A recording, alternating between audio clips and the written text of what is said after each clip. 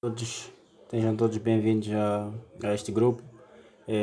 Como prometido, este é a aula número 1, em que nessa sessão nós iremos falar sobre os conceitos iniciais. Iremos falar concretamente do Bitcoin, da blockchain e das wallets. Esta aula vai para o grupo Crypto and Trading Academy, esse grupo criado com o objetivo de partilhar conhecimentos na área de investimentos, nesse caso usando Bitcoin, blockchains e moedas digitais nesse caso, e assim como trading pode ser forex trading, trading de ações, assim como trading de criptomoedas. Entrando logo no assunto, o que seria Bitcoin? Muitos de nós podemos não saber o que é isso de Bitcoin, pode ser um conceito novo para alguns, mas outros já têm alguma noção do que é o Bitcoin. O Bitcoin é um ativo digital que pode ser movido para qualquer parte do mundo de uma forma instantânea, praticamente sem custos e sem intermediários. O que eu quero dizer com isso? Se, por exemplo, nos dias de hoje, tu quiseres transferir dinheiro para alguém, tu o que tens que fazer? Tens que pegar o teu cartão ou na tua plataforma do teu telemóvel, entras no aplicativo de um certo banco e o que fazes? Tens que transferir um valor para uma certa pessoa. Então, para fazer isso, o que acontece? O valor sai da sua conta, vai para a instituição bancária, eles processam toda a transação de quem vem o dinheiro, para onde vai, para qual é a conta, e eles transferem para lá. E, por exemplo, se tu quiseres transferir um valor daqui agora, né? Estás em Moçambique, queres levar uma certa quantidade de dinheiro para os Estados Unidos, o que pode acontecer? A forma mais rápida de você fazer isso, de transferir dinheiro agora daqui de Moçambique para os Estados Unidos, é na verdade você comprar uma passagem de voo, pegar o seu dinheiro na sua maleta ou na sua carteira, apanhas o voo e vais para os Estados Unidos e entrega diretamente à pessoa. Essa é a forma mais rápida.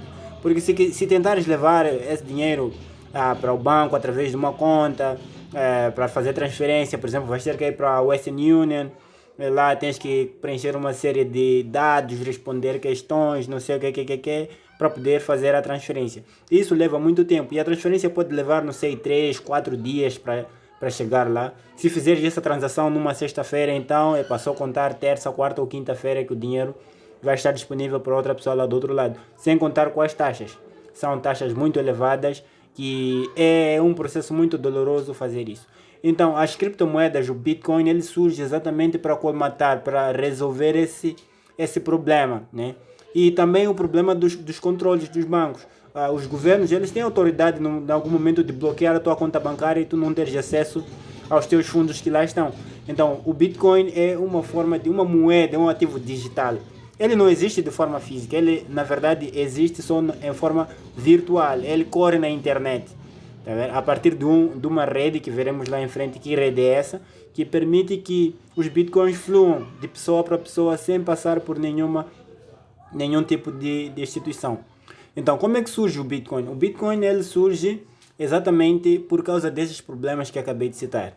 Então, supõe-se que um indivíduo ou um grupo de indivíduos, na verdade não se sabe, ninguém conhece, ninguém nunca viu, um indivíduo de nome Satoshi Nakamoto.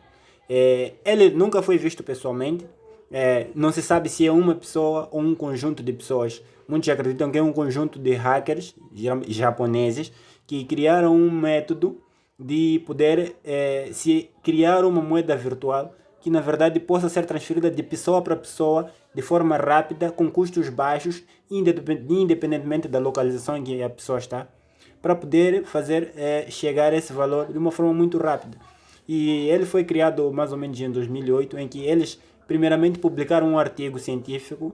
Podem procurar aí pela internet quem tiver interesse. O nome do artigo é Bitcoin, a Peer-to-Peer Electronic Cash System, se não estou a erro. Então eles descreveram lá como é que o Bitcoin iria funcionar, não sei o que, mas de primeira, claro, ninguém ligou para isso, ninguém acreditou que isso poderia em algum momento funcionar. Sempre acredita-se que sempre tem que ter um banco ou tem que ter uma agência bancária ou um governo a controlar uma certa moeda ou um certo ativo. Então de primeira ninguém levou a sério o conceito do Bitcoin.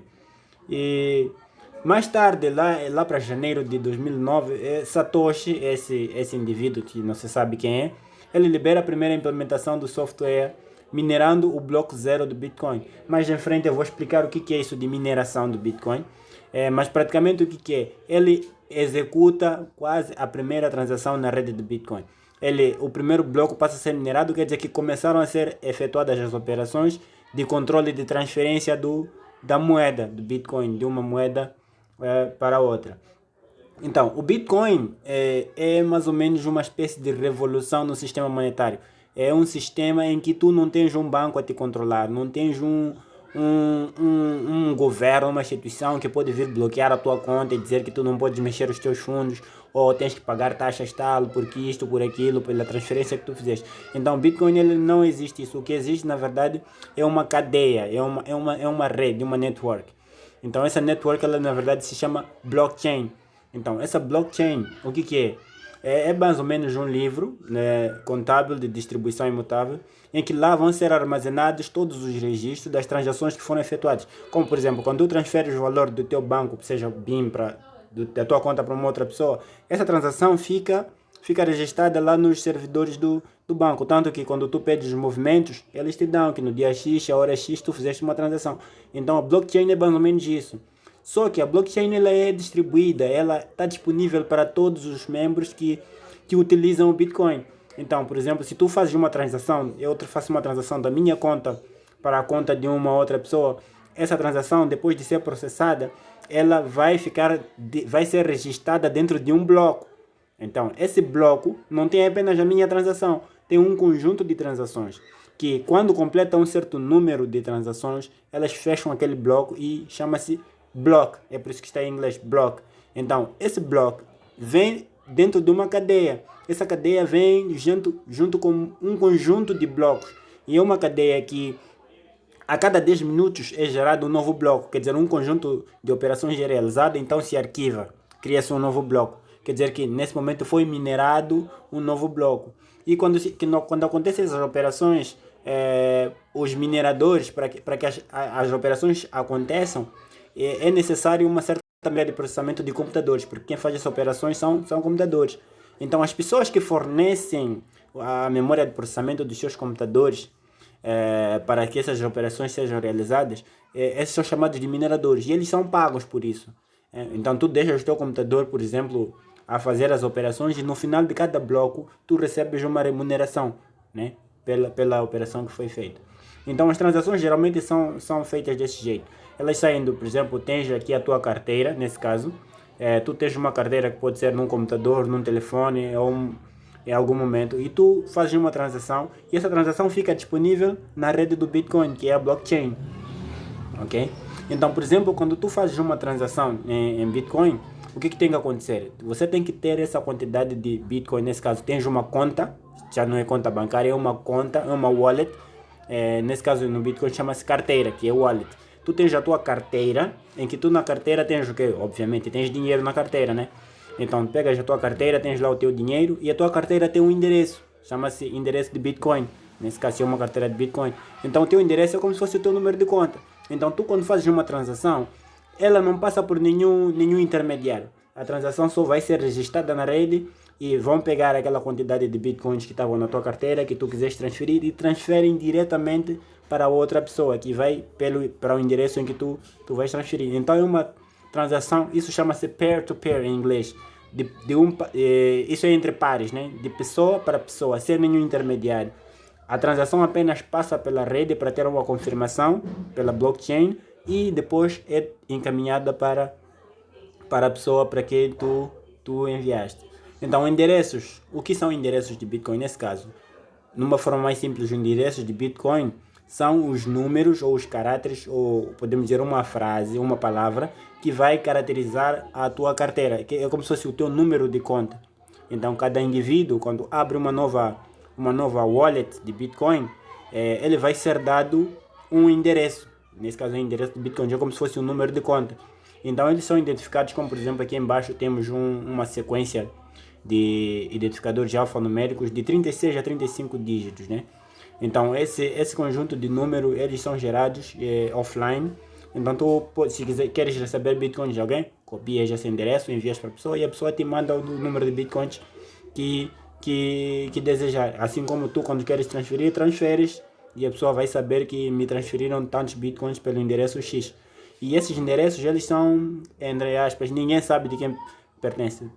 Simplesmente por saberes o número da carteira de alguém, não quer dizer que tu sabes para quem pertence. Isso está totalmente camuflado, ninguém sabe de quem pertence, apenas os números ficam registrados na rede. Você é o dono que sabe que este endereço pertence a mim. Então, onde é que surge o valor do Bitcoin? O valor do Bitcoin ele vai ser acrescido devido à taxa de circulação do Bitcoin, o número máximo de Bitcoin que existe. O dólar, o metical, são moedas que não têm limite. Eles estão sendo imprimidos diariamente, né? Os bancos, acho que é o Banco Suíço que imprime as moedas, eles imprimem, a Federal Reserve nos Estados Unidos, eles imprimem as notas ao seu bel prazer. Por exemplo, com essa crise de coronavírus, eles imprimiram mais de 3 trilhões de dólares que foram imprimidos do nada. Então, quer dizer, isso faz com que a moeda perca o valor. Com o Bitcoin é diferente. O Bitcoin tem uma taxa limite. Só existirão 21 milhões de Bitcoins em circulação. 21 milhões. Assim que o número de blocos que forem minerados já atingir 21 milhões, não vai se minerar mais. Apenas os que existem é que vão estar em circulação. Isso faz com que o preço do Bitcoin suba sempre a longo prazo. Então, quer dizer que quando o Bitcoin começou, ele estava abaixo de $1 o seu preço. Mas ao longo do tempo, o preço foi subindo, atingiu $1. E hoje, por mais que não pareça, o preço do Bitcoin está a cerca de 9 mil a 10 mil dólares a cada unidade. Mas quando surgiu, até ofereciam de borla. Quase ninguém queria usar, ninguém sabia o que é aquilo.